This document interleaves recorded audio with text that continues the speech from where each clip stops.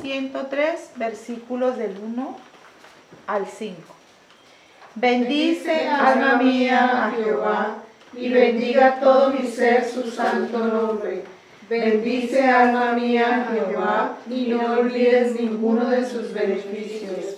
Él es quien perdona todas tus iniquidades, el que sana todas tus dolencias, y el que rescata del hoyo tu vida, el que te corona de favores y misericordias, el que sacia de bien tu boca, de modo que te rejuvenezcas como el águila. Padre Santo, en el nombre de Jesús, hoy queremos bendecir, alabar y adorar tu nombre.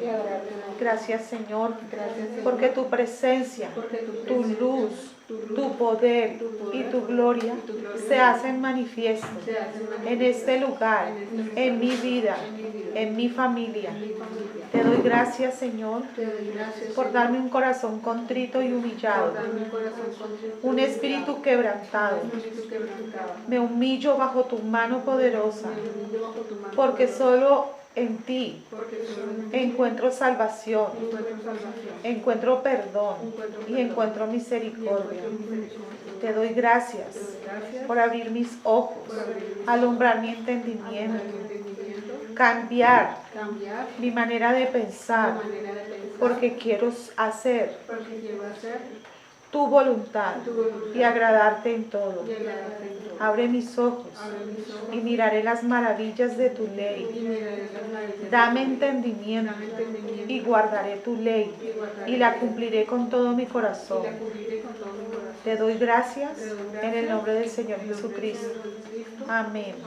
Gracias, Señor, porque nuestra alma tiene que saber cada día que debe bendecirte, adorarte y someterse a tu voluntad, Señor. Hoy nos rendimos bajo tu mano poderosa.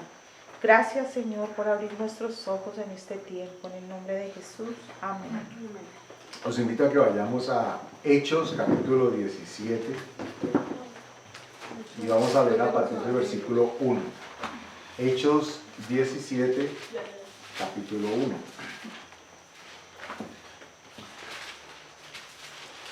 Algunos dicen, bueno, algunos no, se conoce el libro de los Hechos como los Hechos de los Apóstoles, ¿cierto? Porque es la narración, la descripción de cómo se forma la iglesia, pero también otros no equivocados y muy acertados, diría, dicen que son los Hechos del Espíritu Santo, porque sin el Espíritu Santo hubiese sido imposible de que los apóstoles hubieran hecho algo. En realidad termina contándose es cómo el Espíritu Santo actúa a través de los seres humanos, en este caso los discípulos de estos apóstoles, para bendecir a todos los que vendríamos a ser iglesia más adelante. Hechos capítulo 17, y vamos a leer a partir del versículo 1. Amén. Dice: pasando por Antípolis y Apolonia, llegaron a Tesalónica, donde había una sinagoga de los judíos.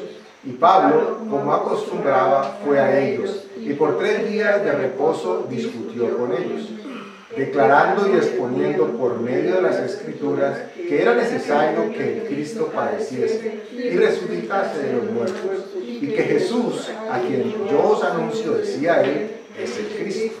Y algunos de ellos creyeron y se juntaron con Pablo y con Silas, y de los griegos piadosos gran número, y mujeres nobles, no pocas.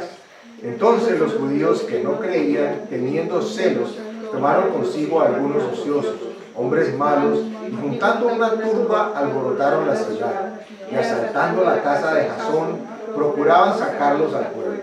Pero no hallándolos, trajeron a Jasón y a algunos hermanos ante las autoridades de la ciudad, gritando: estos que trastornan el mundo entero también han venido acá. A los cuales Jasón ha recibido, y todos estos contravienen los decretos del César, diciendo que hay otro rey, Jesús. Y alborotaron al pueblo y a las autoridades de la ciudad, oyendo estas cosas. Pero obtenida fianza de Jasón y de los demás, los soltaron. 10. Inmediatamente los hermanos enviaron de noche a Pablo y a Silas hasta Berea. Y ellos, habiendo llegado, entraron en la sinagoga de los judíos. Y estos, que eran más nobles que los que estaban en Tesalónica, pues recibieron la palabra con toda solicitud, escudriñando cada día las Escrituras para ver si estas cosas eran así. Bueno, hasta allí. Si algo nos debe haber dejado estos 2 años de retiro, no hablemos de pandemia, ¿cierto? Porque está muy trillado ya, todos se lo echan, la culpa es de la pandemia, toda la culpa es de la pandemia y todo el trauma pospandémico que en teoría ha llegado al mundo, y no desconocemos, eso es lo que Pero fue una época hermosa, para mí fue por eso inicié diciendo que 2 años de retiro, ¿ok? En realidad debería ser así. Y uno no debería hablar en pasado, sino continuar el vivir esa experiencia que se inició hace 2 años, ¿cierto? Porque, y partimos de esto para presentar el mensaje, es que sucedió algo que Dios quería que sucediera. Y puede sonar un tanto extraño, ¿cierto? Porque para muchos la asociación inmediata de pandemia o de estos últimos 2 años es de juicio, de castigo, de incomodidad, de enfermedad, de muerte, de, en fin, de todo lo que ya sabemos que nos han dicho y nos han pregonado por todas partes. Sin embargo, la Escritura nos aclara, y hemos insistido sobre esto últimamente mucho, que para aquellos que amamos a Dios, todas, no algunas, todas las cosas nos ayudan para bien. Y sucedió algo que a mi entender es de gran significado en este tiempo, y es que se llevó a cabo un ejercicio o se debió haber llevado a cabo un ejercicio de indagación, de búsqueda, de comunión, de investigación, si ustedes quieren utilizar un término más superficial, digámoslo así. Si ustedes lo perciben como un momento de desapego a cosas que tal vez estábamos muy apegados y tal vez no lo sabíamos, o tal vez aún no lo sabemos, ¿cierto? Estábamos llenos de cosas y creíamos que teníamos todo por contado, lo dábamos de por hecho, ¿cierto? Aún el hecho de buscar a Dios, en algunos casos esa búsqueda se restringía estrictamente al momento de ir a una iglesia, al momento de congregarse, al momento de estar reunidos en la asamblea, y qué bendición, pero ya sabemos cómo al mundo cristiano y religioso en general estos 2 años le dieron durísimo. Lo hemos dicho y lo hemos profundizado y no lo vamos a hacer ahora, pero lo menciono de nuevo. Muchas iglesias desaparecieron, muchas congregaciones desaparecieron, literalmente desaparecieron. Muchas personas que vieron en esta oportunidad tecnológica la manera de poder estar conectados con Dios a través de la tecnología, pero terminaron desconectándose de Dios. Una paradoja, ¿cierto? Porque se conectaron, pero al mismo tiempo se desconectaron. Mucha gente decidió que lo de ellos era la congregación online y no la congregación presencial. Y gloria a Dios por aquellos casos donde el Evangelio y el mensaje ha llegado profundamente a través de la tecnología. Pero retomamos que fue una época, o debió haber sido una época, en la que nosotros nos sumergiéramos con una palabra que se repite en 2 ocasiones en el texto que acabamos de leer. Leímos Hechos capítulo 17, del 1 al 11 paramos. 2 palabras que yo creo que ustedes las notaron, y si no las notaron, pues las vamos a retomar ahora. Nobleza. Terminamos leyendo acerca de los judíos de Berea.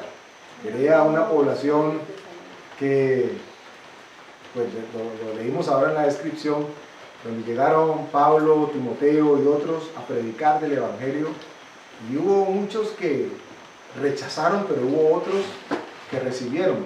Y yo no sé si ustedes notaron el versículo 4, que dice que alguno de ellos creyeron. Y se juntaron con Pablo y con Silas, y de los griegos piadosos gran número, y mujeres nobles no pocas. Y la nobleza, aquí toca aclarar que no se estaban refiriendo a la posición jerárquica, exacto, no estaban hablando de gente con poder económico, no sabemos si efectivamente había allí, pero cuando dicen que mujeres nobles no pocas, no están hablando que eran duquesas, reinas y virreinas, sino que nobles. Y para que nos alineemos o nos maticemos un poco más con el significado de la palabra noble o nobleza, es necesario que nosotros hagamos el ejercicio que hicieron ellos, para que encontremos en la Escritura, en lo que Dios dice, qué es lo que Él quiso decir. Ustedes, no vamos a entrar en eso ahora, ustedes recuerdan que hay una palabra en la Escritura donde dice, no llamen conspiración a lo que ellos llaman conspiración. ¿No han leído? Y no es conspiranoia, pero pueden buscarlo ahora, pueden googlearlo si quieren. Es decir, a lo que quiero decir, por eso la mención, de que hay cosas que damos por hecho, porque entendemos el significado, pero tal vez no nos hemos acercado al matiz, al color que Dios ha querido darnos de esto. Entonces, hagamos un ejercicio sencillito y corto. ¿Qué es nobleza? O que sí, cuando ustedes oyen la palabra noble, ¿qué viene a sus mentes? ¿Con qué la asocian? ¿Con qué la asociamos? Humildad. ¿Qué más? Tranquilo. Alguien tranquilo, tranquila. Bondad. Bondad. ¿Qué más? Mansedumbre. Mansedumbre. Dicen, ay, es noblecito. Ok. No, yo lo veo como que la nobleza es justa. Sí, yo también la veo más como una persona que es muy justa, muy equitativa, muy correcta. Ok. Miren ustedes la descripción. Dice que había muchas mujeres. Muchas. No pocas. Porque inicia diciendo que creyeron algunos, piadosos, gran número. Y ya desde entonces la Biblia estaba adelantándose para que nos fuera a decir, no, es que son machistas, son feministas. Entonces no, se aclara a decir que también había un gran número de mujeres. Solo que la manera como lo dicen es distinta. Y el 11 dice que eran más nobles que los que estaban en Tesalónica, o sea, en ese pueblo eran más, no así como pensamos nosotros que... Noten ustedes, y esta es la asociación a la que vamos a llegar seguramente, que lo primero que hace Pablo es llegar a exponer la palabra, y llegaba, dice, a los sitios donde en teoría la palabra tenía que estar siendo predicada, porque dice que llegó a predicar por 3 días de reposo consecutivos. Y 3 días de reposo como mínimo nos dice que son 3 semanas, tal cual. Pasaron 3 sábados en ciclo. Y de esas predicaciones, que fueron muchas y constantes, solo unos pocos, y hablo de pocos de acuerdo a la cantidad que había, porque pongamos un número, si 1000 lo escucharon, entonces solamente 100, digámoslo así, una décima parte lo aceptó, pero esos 100 eran muchos. Dentro de los que creyeron, para Dios es significante cada alma que decide agachar su corazón, buscarlo a Él y preguntar y recibirlo a Él. Por eso Él ama a Dios cuando el creyente o la creyente es fiel en lo poco, porque aunque nosotros podamos apreciar lo poco como en cantidad disminuida, para Dios, que no tiene límites, que no hay nada que lo contenga, para Dios ese poco, para nosotros es algo que no alcanzamos a dimensionar. Y esto nos habla de que Pablo nos puso un ejemplo precioso. No importa que la pretensión hubiese sido alcanzar a miles, si solamente se alcanzó a decenas, o si solamente se alcanzó a 10, a 15, porque por esos 10 o por esos 15 murió el Señor Jesús. Y de 10 en 10, es más, podríamos decirlo, de 12 en 12, la iglesia se fue creciendo exponencialmente. Entonces, es un aliento para que nosotros en todo momento nos sintamos con vigor y con deseo y con anhelo de parte de Dios de compartir su palabra, esperando, porque tenemos anhelos, de que a todos los que les hablemos reciban. Esto es lo que todos quisiéramos, pero gozosos si de los cientos a los que nos dirigimos solamente una palabra o una persona recibe esa palabra. Porque no sabemos si esa persona se va a convertir en una multiplicadora del Evangelio y de las buenas nuevas de Dios.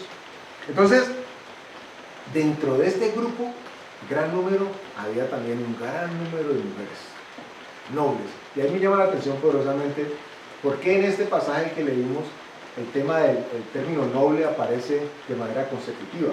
Ustedes recuerdan que hay una especie de máxima en el estudio de la palabra de Dios, y es que cuando Dios ratifica o dice algo y lo asegura, es porque nos está dando a entender de que es así, que no hay manera de cambiarlo.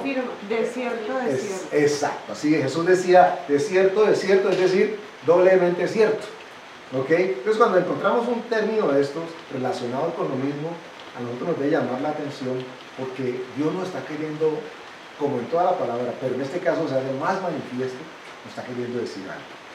Noten ustedes entonces que, estoy en el 4, que Pablo les está hablando de que había resucitado, que el Creador se había hecho carne, y que ese era el Cristo. Y este mensaje pocos lo recibieron. Pero ¿quiénes lo recibieron? ¿Por qué lo recibieron? ¿Qué sucedió en este primer grupo? Que sí recibieron y que sí fueron transformados. Y allí nos vamos a encontrar nosotros con tal vez una llave poderosa y preciosa para la transformación de nuestras almas, de nuestras mentes y de nuestras vidas delante de Dios. Porque lo que tiene que suceder dentro de nosotros, a través de la nobleza, y la nobleza, conforme la vemos en el mundo, describe todo lo que ustedes citaron previamente, pero si nosotros consideráramos la nobleza conforme dice el texto que acabamos de leer, necesariamente tenemos que llegar a una conclusión por lo menos más amplia de lo que significa ser noble. Porque una persona noble, ustedes bien lo definieron ahora, es una persona que puede ser de corazón dispuesto, que sea conciliador o conciliadora, que pueda negarse a sí mismo, todo eso tiene que tomar parte. Pero para propósito de la transformación y del acercarnos a Dios a través de su enseñanza, debe haber algo que tome lugar, que nos haga diferentes del grupo que está a nuestro alrededor, que no tomaron la opción. La Escritura nos dice que nobles mujeres, y no eran pocas. ¿Qué hace esto? Que eran muy contritas de corazón. Antes no lo eran, porque él llegó y no habían escuchado hablar de Jesús. Pero ¿qué había pasado en sus vidas? Sigamos leyendo y luego empezamos a enlazar. 5 de nuevo. Entonces los judíos que no creían, teniendo celos, tomaron consigo algunos ociosos, hombres malos, y juntando una turba, alborotaron la ciudad y asaltaron la casa de Jasón y procuraban sacarlos al pueblo. Miren lo que sucede. Empezamos a establecer unas diferencias entre quienes creen por medio de la nobleza y quienes no creen. Y dicen que los que no creen tienen una particularidad. Tienen celos. Esto difícilmente lo puede admitir o inclusive lo pueden expresar porque no lo entienden ellos mismos. Pero tienen celos de ese Dios que nosotros, dicen ellos, les queremos vender. Tienen celos de la vida y la transformación que Dios ha ocupado y que ha ocurrido en nuestros corazones. Tienen celos de que nosotros podamos decir que podemos y debemos ser felices conforme Dios lo manda y no conforme el mundo lo establece. Y cuando esta gente se da cuenta de que hay alguien que piensa de manera distinta, son señalados. Por eso los cristianos históricamente hemos sido señalados por otros de mojigatos, de mentes débiles, de cobardes, de todo lo que ustedes y yo sabemos que no tiene nada que ver con la obra que Dios ha hecho en nuestras vidas. Entonces eran hombres malos, juntaron turba, alborotaron la ciudad. En el 6. Pero no hallando los trajeron a Jasón y a algunos hermanos ante las autoridades de la ciudad, gritando: estos que trastornan el mundo entero también han venido acá, los cuales Jasón ha recibido, Y todos estos contravienen los decretos de César, diciendo que hay otro rey, Jesús. Miren, y esto es glorioso en el sentido de que la revelación no es que Jesús no era otro rey. Jesús era el rey. Ellos no podían darse cuenta de esto, pero estaban diciendo algo que estaba totalmente descontextualizado. Jesús no era otro rey, pero al establecer que Jesús era rey, necesariamente tenían que admitir que estaba yendo en contra de los decretos del rey. Y en los últimos 2 años sí que hemos visto de esto, y necesitamos hablar de esto, sobre todo en nuestro contexto de cristiandad, porque lo repetimos una y otra vez. Si nosotros hubiésemos acatado los decretos del rey, entiéndase el rey en estos momentos por la autoridad, difícilmente hubiésemos podido seguirnos congregando, por lo menos presencialmente. Y nuestra congregación no es la más numerosa del mundo, pero no les quepa duda que, como dice la Escritura, que aunque crean ustedes o creamos que tienen poca fuerza o que tenemos poca fuerza, tenemos a Dios que está delante de nosotros. Y ustedes imaginan la tentación de acceder a los medios audiovisuales para mantenerse conectados con Dios, pero que eso como consecuencia lleve a que la gente se desconecte de la congregación. Es una paradoja, porque así sucedió en muchas partes. Hay gente que le gusta más que se lo den todo rápido y molido, porque el indagar, el buscar, el escarbar, es mejor que otros lo hagan. Pues, ¿cuántas veces no lo ha hecho uno? ¿Cierto? Deme el resumen, deme la síntesis de alguna otra cosa, y después, y eso puede que aplique para cosas superficiales y simples del mundo. Pero con las cosas de Dios no nos podemos dar el lujo de simplemente llegar a un punto donde nos digan, ay, resumime qué fue la prédica. Resulta en el 6, ellos lo admiten, ¿no? Sin querer, estos que trastornan el mundo entero. El mundo entero. Casi que proféticamente están diciendo lo que va a pasar en el resto del mundo con la predicación de la palabra. Ellos están diciendo que los nuevos están diciendo que hay otro rey, y era la ley. César decía que no podía haber otro rey, o sea que ellos no estaban para nada en lo cierto. En realidad lo que estaban diciendo, lo que tenían que decir era que el único rey era Jesús, pero Jesús no había venido a buscar reinado como el mundo lo ofrecía. Ya de eso hemos hablado. Seguimos bajando, bajamos al 10. Inmediatamente los hermanos enviaron de noche a Pablo y a Silas hasta Berea. Y ellos, habiendo llegado, entraron en la sinagoga de los judíos. Miren ustedes, ¿qué pasó al principio del 17 cuando Pablo llega? Está en Tesalónica, ¿cierto? Y esto es glorioso. Hay veces no lo vemos, aunque parezcan cosas sencillas, pero son determinantes e importantes. ¿Dónde estaba? ¿Recuerdan ustedes? Pablo cita Hechos 17. ¿En qué sitios geográficos se encontraba Pablo? En Tesalónica. ¿Qué termina sucediendo con los tesalónicos o con Tesalónica a propósito de la escritura como texto bíblico, como enseñanza para la iglesia? ¿Qué termina sucediendo con los pocos tesalonicenses que sí creyeron y con las no pocas nobles que también creyeron? De allí se desprende un mensaje poderosísimo después de parte de Dios para un pueblo que hoy en día nosotros llamamos primera carta y segunda carta de los tesalonicenses. Pero miren en dónde se origina, miren de dónde nace. Lo que parecía pocos con respecto a la multitud, pero porque hubo alguien que se atrevió con valentía a ir en contra del decreto del rey. Los tesalonicenses eran pobres, no pobres en espíritu, eran pobres. Ellos hacen una enseñanza maravillosa de dar. De hecho, se peleaban dice la Escritura, por hacer llegar ofrendas para que las misiones de Pablo y todos los demás tuviesen lo que necesitaban para ir a Pedían, le predicar el mundo. suplicaban a Pablo que los dejara de dar ofrendas, diezmar, pues ofrendar, porque ellos entendían que en el dar había bendición. Y ellos entendieron y lo querían practicar, ponerlo por obra, el dar aún de su pobreza. Versículo 11, y aquí enlazamos con el primero. Y estos eran más nobles que los que estaban en Tesalónica. Y pareciera que esto era una competencia de nobles. ¿Cierto? ¿Quién es más noble? No, yo, no, que yo. No, entonces ya no habría nobleza porque la humildad tuviera... Pero aquí no fue tan horrible como Tesalónica. Tesalónica fue difícil, pero aquí la recibían. Aquí la recibían, pero ojo, ¿quiénes? Esto es notorio. Y había muchos nobles. Fueron muchos los nobles que recibieron la palabra.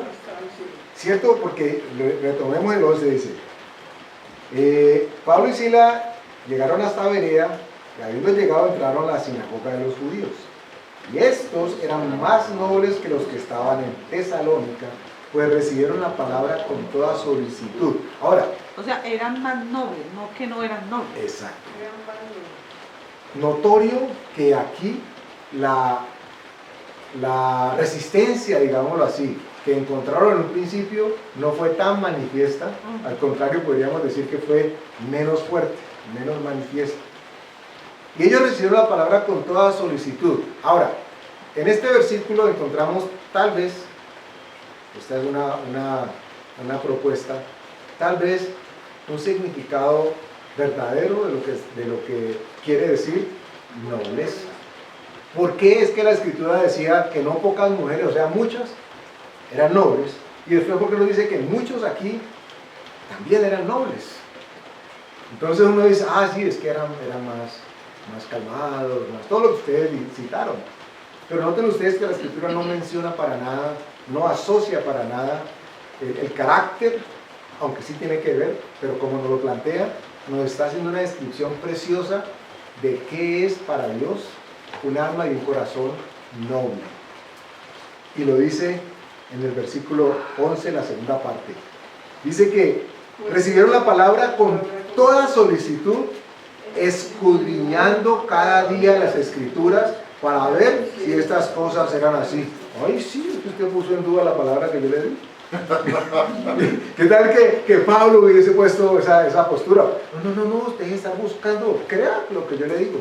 Y el problema del tema tecnológico en muchos casos, sobre todo en estos 2 años, se manifestó mucho más, es que muchos creyeron que no había necesidad de indagar, no había necesidad de buscar, porque ya alguien me estaba diciendo lo que o yo quería oír o lo que me interesaba oír. Y algo que nosotros tenemos que tener claro es que si usted ha dicho, no, es que yo soy muy noble, yo tan noble que soy. Y la nobleza, según lo que acabamos de leer en la Escritura, Dios la mide basado en qué tanto nosotros buscamos en la Escritura con certeza de lo que otros nos dicen acerca de la Escritura. Pablo estaba ungido por el Espíritu Santo, estaba predicando con ímpetu y no había quien lo parara. Y seguramente si lo hubiéramos visto nosotros, uy, ese es, ¿cierto? El candidato para que votaran por él. Ese es que como habla, es que como se expresa, es que ese poder que tiene. Y no era eso lo que Pablo estaba vendiendo, no era eso lo que Pablo estaba predicando. Él estaba predicando palabra de Dios y por el contexto de la Escritura podemos decir que se gozó, por lo menos quien escribió el libro de los Hechos. Estaba gozoso, así da a entender, cuando dice que los demás eran nobles. Si Pablo en puño y letra hubiese sido el que escribió los Hechos, al decir que estos eran nobles, estaba expresando la felicidad que había en su corazón al ver qué acción habían tomado los otros cuando escucharon la palabra. Y la única manera que él encuentra de escribirlos es decir, esos son nobles. Entonces cada vez que ustedes y yo ponemos en práctica el escudriñar la palabra de Dios, para ver lo que nos han dicho, sea Andresito, Martica, todos los ticos. No es lo que nos digan, no importa que sea Biblia, no importa que suene a Biblia. La Escritura nos dice que si quisiéramos considerarnos nobles como los de Tesalónica o después como los de Berea, lo que nos hace nobles es que nosotros pudiésemos sentarnos no para criticar a lo que nos están diciendo, no para debatir, sino para ver si en realidad es Dios el que está hablando. Porque es que en últimas, ¿a qué va uno a la iglesia? ¿Por qué ora uno? ¿Por qué uno se congrega? Porque o muy interiormente o muy despistadamente todos creemos que vamos a recibir algo de parte de Dios. ¿O no? Espero que sea así, ¿cierto? Uno va a la iglesia, porque si no lo demás sería religiosidad. Lo demás sería, no, yo voy a la iglesia y me siento bien porque es que ya quedé a paz con Dios, ya fui. No, pues eso es religioso. Pero venimos a la iglesia, leemos la Escritura, oramos o interactuamos con otros hermanos o hermanas porque creemos que Dios nos habla, que Dios está presente en lo que hagamos, en lo que escuchamos. Y cuando escuchemos eso, la Escritura espera de nosotros, Dios espera de nosotros que no solamente nos quedemos con lo que nos dijeron, sino que también escudriñemos. Y cada vez que nosotros nos doblegamos aún a nuestros propios sentimientos, porque la batalla es fuerte. Cuando yo encuentro a alguien que dice o que diga lo que yo quiero oír, ya, llegué al sitio que era, encontré a la persona que era. Esa es la iglesia a la que yo quiero ir, porque ahí sí es como a mí me gusta. ¿Quién no ha experimentado eso? Cuando se dice el mensaje por ahí, ay no, a mí no me gustó. Yo les he compartido tal vez que en algunas conversaciones he escuchado a personas de compañeros de trabajo hablando de sus congregaciones católicas. Entonces, a varios los escuchaba diciendo, uy, no, yo iba a tal parte hasta que ese padre empezó a regañar a todo el mundo. Y uno llegaba allá y algunos lo regañaban por todo. Entonces, pues uno pensaba que el padre era regañón.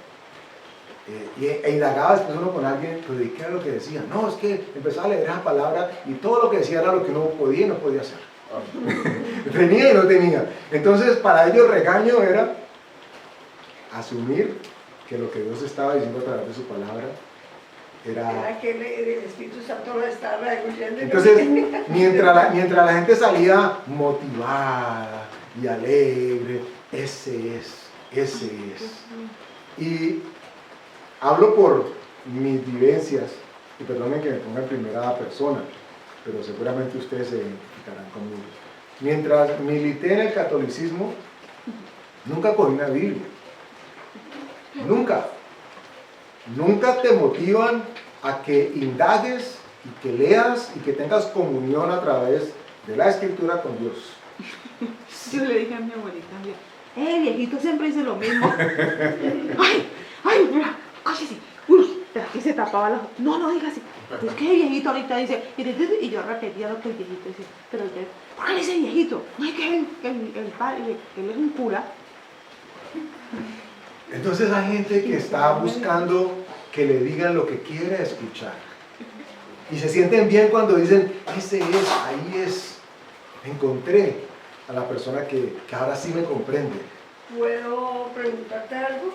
Si de pronto me llama la atención hoy que visitando a tres pacientes que ya conocían de Dios, o sea, no fue nada nuevo, pero estoy viendo, podíamos identificar la nobleza, Dios me está enseñando en este momento a identificar la nobleza de las personas.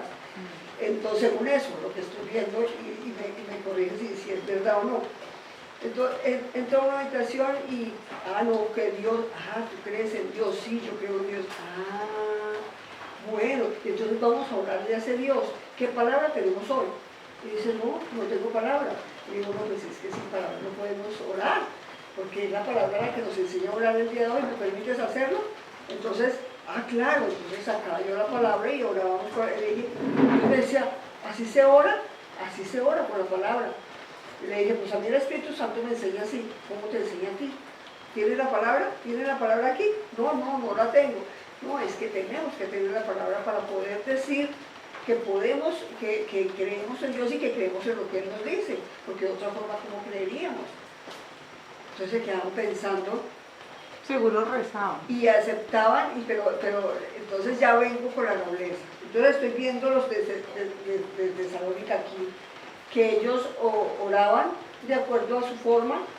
¿Y cómo orar de acuerdo a la forma de Dios? Dice que el Espíritu Santo que nadie orar como conviene, pero la palabra nos dice que orar así como Padre nuestro, como el Padre nuestro que estás en los cielos. Y el Padre nuestro que está en los cielos es el que nos muestra la palabra, ponemos como el Padre nuestro nos enseña.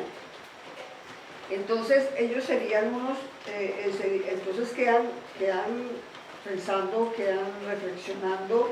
Y curiosamente fueron los tres así, las dos personas que visité hoy así. Lo que mencionas es una radiografía de muchas partes o de muchas personas o de muchas congregaciones. Y voy a usar un término que tal vez no sea el apropiado, pero pienso que viene al lugar. El problema es que hay muchos prestamistas en las iglesias. Cuando digo prestamistas, ni siquiera es el tema económico. No es que presten plata, pero parece que prestaran la palabra. Y cuando se predica la palabra y la palabra se va con el que la predicó, es simplemente que la prestó. Y por eso muchas personas terminan concluyendo de que el poder está en quien predica la palabra, o que la unción está en quien predica la palabra. Resulta que el poder siempre está en la palabra y la unción siempre está en la palabra. Y el propósito de todo predicador o predicadora debería ser que la palabra no retorne vacía. Y la única manera de que la palabra no retorne vacía es cuando nosotros nos zambullimos en ella. Tiene que hacer algo en nosotros, tiene que generar algo en nosotros, que cada vez, o al principio es muy poquito, o hay momentos en los que tenemos la tentación de no hacerlo. Está bien, somos humanos y podemos sucumbir en algún momento a la carne o al sentimiento. Pero nobleza implica que yo voy a la Escritura, donde está Dios. Porque miren ustedes, como el ejemplo que ponía Olguita, lo fácil que es tener una percepción religiosa de lo que es Dios. Y hay muchas personas que están congregándose, que están muy activos en la iglesia, pero lo que les gusta es eso. Estar activos, qué actividad hay, qué hagamos, por qué no hagamos, y estar ocupados es lo que los hace sentir cristianos. Y las obras. Y resulta que no es eso lo que Dios nos propone. Dios quiere la palabra en cada persona. Esa es la que entonces creo. eso fue lo que me mandaron. Porque sin palabra no hay transformación. Solo obras. Y yo sé que esto lo decimos a toda hora y a cada momento, pero nunca nos podemos cansar de repetirlo. Sin palabra no hay transformación, sin palabra lo que hay es religión. Entonces se ponen las esperanzas en la persona que cuenta, en la persona que dice, en la persona que narra, y vaya, y si Dios la usa para hacer algún prodigio, milagro, pues peor, porque en esa se entrona el poder. Y Dios no vino a entronar a nadie, por eso ahora leíamos que ellos creían que era otro rey. No, el rey es solamente uno. Dios es solamente uno. Hay otros pseudodioses, porque se creen o se las dan de dioses o de reyes, pero solamente hay uno. Y Dios dice que quienes escucharon a Pablo, no solamente la primera vez, sino la segunda, lo escucharon y quedaron así boquiabiertos todos. Sí. No se quedaron allí nomás. Y el ejemplo que tú mencionabas, qué precioso sería, y ojalá Dios te lo permita recibir en testimonio algún día, que esas personas te dijesen en algún momento, Olguita, ¿cómo le parece que esa palabra que nos diste me dio vueltas y vueltas y vueltas? Y yo fui a la Escritura y Dios me habló. Y desde ese momento mi vida es otra, o por lo menos tengo otra intención de vida al respecto de cómo veo la vida. Que eso es lo que realmente debe calar en la otra persona que está recibiendo, ¿no? No que uno se la sabe y que se sabe la palabra, no, es que esa palabra, cómo esa palabra Dios la va a usar para llegarle a las entrañas de esa persona, ¿verdad? Leamos el 12 y vamos concluyendo. Miren ¿Por qué es importante que establezcamos que sea la Biblia la que nos diga los manifiestos de sus intenciones y de sus expresiones? Versículo 12 dice: así que creyeron muchos de ellos y mujeres griegas de distinción y no pocos hombres. Si ven cómo el lenguaje es muy parecido a cómo iniciamos hablando, pero en este caso hace diferencia. Aquí ya no están hablando de que los últimos que acabamos de leer que creyeron eran nobles, dicen distinguidos. Y distinguidos, aquí ya están haciendo una seña de que había Algo social ahí. jerárquicamente algo distinto. Ajá. Entonces, Jesús decía que era difícil llegarle a los ricos, porque estaban con sus corazones pensando en el dinero. Pero miren que cuando la palabra de Dios es la que ministra, aún aquellas personas que tienen, de acuerdo al mundo, pocas posibilidades de acceder al Evangelio transformador, llegan a ellos. Y en este caso dice que bastantes mujeres y no pocos hombres. Y en este caso eran distinguidos. O sea, dice, yo tengo el ministerio de los ricos, y usted vaya a predicar a los ricos. Bueno, a no ser que sea Dios así, hay gente que tiene ese llamado. Y gloria a Dios, porque no va a creer que es fácil. Al contrario, duro y complejo para el que lo hace. Yo tuve una señora que estaba en el chat tiempo atrás y que me la refirió, pues nunca la conocí, como las que no conozco nunca. Y que me la refirió, ella es ricochoncita. Pues hay que tratarla, y dije, no hay que tratarla, no, lo que diga la palabra. Y ella, sí, hay que tratarla, no. Sí, y ella en algunos momentos me habló y me consultó cosas y me dice, ay, no, esto es muy duro, muy duro. Entonces, como no se trata de agradar a alguien, sino de agradar a Dios, las personas y estas comunidades, digo que es peligroso o duro, pero también peligroso, porque el medio en que se mueve absorbe y puede impregnar también. Y hay predicadores o predicadoras que son exclusivamente para las congregaciones de los ricos, pero se codean de igual manera, se dejan seducir en muchos casos por lo que los ricos dan, y el rico está acostumbrado a hacer uso del dinero para congraciarse, para obtener, o porque ignorantemente creen que así están agradando a Dios, aclarando de que no hay nada malo con tener dinero. Ojalá todos tuviésemos la super bendición de Dios para saber qué hacer con esa abundancia de dinero.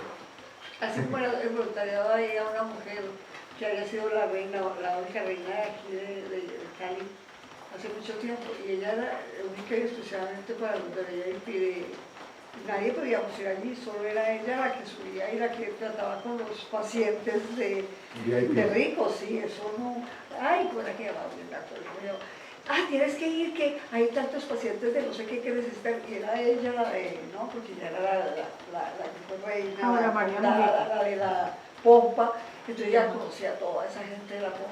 Entonces imagínate la distracción, el resbalón tan grande, la cáscara de banano espiritual que puede ser tirada delante de alguien para que resbala y caiga. Porque dice, uy, sí, yo tengo el llamado para la gente millonaria. ¿Pero para qué? ¿Para vivir como viven ellos? ¿O para verdaderamente predicar el Evangelio? Y si a ti te van a bendecir por predicar el Evangelio, quienes tienen abundancia económica, gloria a Dios. Nadie va a decir que no, pero la Escritura dice que el obrero es digno de su salario y que el que predica la palabra viva de la predicación. Pero el propósito nunca es ir a obtener lo que ellos tienen, el propósito siempre es ir a dar lo que Dios nos ha dado. Y tenemos que aclarar qué es lo que Dios nos ha dado. Mis pensamientos, mis emociones, mis gustos, mis anhelos, o la palabra de Dios. Entonces, nobleza es, de acuerdo al pasaje que hemos leído, por lo menos en este contexto, es la capacidad que tiene alguien de agachar la cabeza para mirar qué es lo que Dios ha dicho. Así de sencillo. Agacho la cabeza, dejo de mirar para arriba, para el lado, para todo lado. Lo que dijo la chiquitica, es esa gente que, ¿cómo fue que dijiste tú? Como que son más, como que, ay, tan noblecito él. Pero aclarando que esa nobleza tiene que estar ratificada por el conjunto de acciones que te llevan a buscar a Dios. Porque una persona puede ser, así como tú la describes, y completamente antibíblica y orgullosa, por lo menos ante los ojos de Dios. Porque una persona puede ser así, ay, muy servicial, ay, sí, ayuda a todo el mundo, pero camina bien, ¿qué dice Dios en la palabra? No, tranquila, yo no tengo necesidad de Dios. Entonces, esa falsa humildad puede permear, y seguramente hay mucha gente con un corazón sincero que quiere ayudar y servir, pero la Biblia nos dice que a propósito de Dios, nosotros llamamos nobles a aquel que baja la cabeza para mirar a Dios. Pablo le dijo a los corintios que él va a predicar a ellos con debilidad y mucho temor y temblor.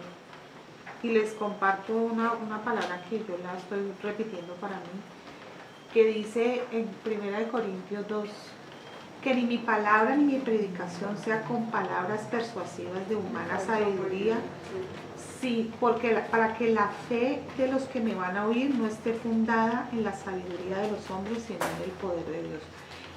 Bueno, yo la condensé, pero Pablo, 1 Corintios 2, sino que no, yo la condensé pues por eso les comparto que es algo que yo digo para mí.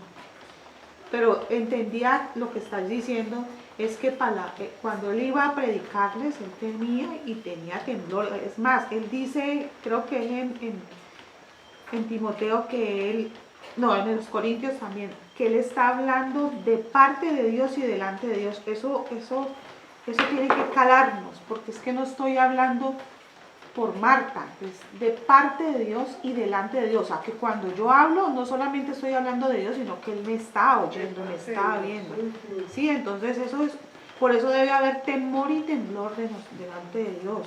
Y que ni mi palabra ni mi predicación sea con palabras persuasivas de humana sabiduría. Y salto al otro que dice, para que la fe de los que me están oyendo no esté fundada en la sabiduría de los hombres, sino en el poder de Dios. Y hay algo resaltante, y es que uno puede verse inmediatamente abocado a pensar poder, señales y prodigios, sanidades, ¿cierto?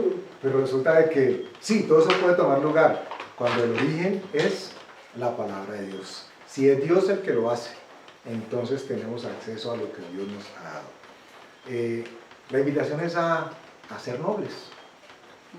Miren que resulta más fácil, abro comillas, ser noble, de acuerdo como la Biblia dice que tenemos que ser nobles, a como nosotros lo concebimos, como los hombres lo piensan, ¿cierto? Porque alguien dirá, uy, pues ser noble, no, si yo a duras penas comparto con unos, a mí me gusta ser pues uno solo, yo no califico dentro de ese perfil de nobleza. Entonces, pero si tu corazón está dispuesto a leer la Escritura, a confrontar lo que otros han dicho de Dios en la Escritura, Dios dice que tú estás actuando con nobleza. O sea que cada vez que vamos a la Escritura y leemos la Escritura, estamos ejercitando nobleza. Eso es lo que la Escritura en este texto y en este contexto nos dice que es nobleza. Sí, porque es humildad, estamos aceptando lo que Dios dice. Y estamos de alguna manera separando aquello que no es de Dios. Porque dentro del ánimo de llegar a la persona del mensaje, de la predicación, uno puede salir con barbaridades. de verdad. La semana pasada, Martica me hacía caer en cuenta en esos días. La semana pasada, por la última vez, en medio de la palabra, yo les estaba diciendo algo y les dije que Adán había pedido esposa. Eso no fue así, Dios fue el que se la dio. Sin embargo, mientras Adán estaba poniendo los nombres, dice que no se halló ayuda para él. Entonces, uno puede partir de allí con toda la buena intención, pero no, eso no fue lo que dijo la Escritura. No fue Adán el que dijo, dame bebé, ¿yo qué? Entonces, uno con la mejor intención puede decir cualquier barbaridad. Y hay cosas que si uno no las entiende o no las escudriña, pues no pasa nada. Pero si nos acostumbramos a que Dios, no solamente reconocemos a Dios en su palabra, sino que reconocemos la humanidad de quienes hablamos de Dios. Y eso es importante aterrizarlo, porque nos evitamos la tentación de querer, y no digo que sea mi caso, gracias a Dios, no, de querer endiosar a aquellos que son ministradores del Evangelio. ¿Recuerdan? Si ustedes leen más adelante, ya con esto acabo, Pablo llega a un sitio donde ellos empezaron a hacer milagros y prodigios. ¿Y qué pasó? Los iban a coger para llevarlos al templo y ofrecerles sacrificios. Porque pusieron los ojos en ellos que habían realizado prodigios y milagros. Nunca, nunca, nunca la atención, ni consciente ni inconsciente, debe ser procurada para que la reciba quien ministra la palabra. La atención siempre debe estar procurada para que sea Dios el ministrador de la palabra y por ende el que recibe toda la gloria y el que la puede explicar. Uno no hace sino con pretensión tratar de compartir algo que le ha dado a uno, o que ha escuchado de otro, o que ha leído de otros, o que ha recibido de otros o otras. Y eso es una pretensión, porque yo puedo tener la mejor intención con un tema y cuando la expongo, todo el mundo dice, ¿qué dijo? ¿Qué dijo?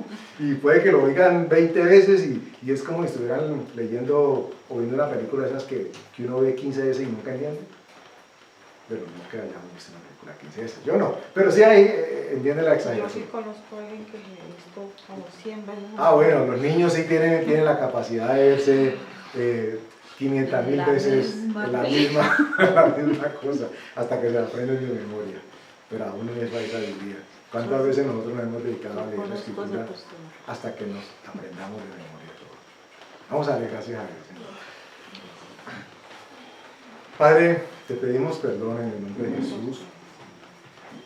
Cada vez que hemos tomado por cierto y por obvio lo que otros u otras bien intencionados nos han querido decir o nos han dicho de ti, Señor. Perdónanos si sin siquiera consultarte o preguntarte hemos creído de que es así, Señor. Enséñanos y redargúyenos para que cada vez que caminemos por tu palabra nos den deseos de sumergirnos en ella, Señor. Que seas tú por medio de tu palabra, porque tú eres el verbo, el que ministra en nuestros corazones, y que sea tu palabra la que alimente nuestro espíritu, Señor, para que tu Espíritu Santo en nosotros la pueda multiplicar. Te damos gracias en el nombre de Jesús. Amén.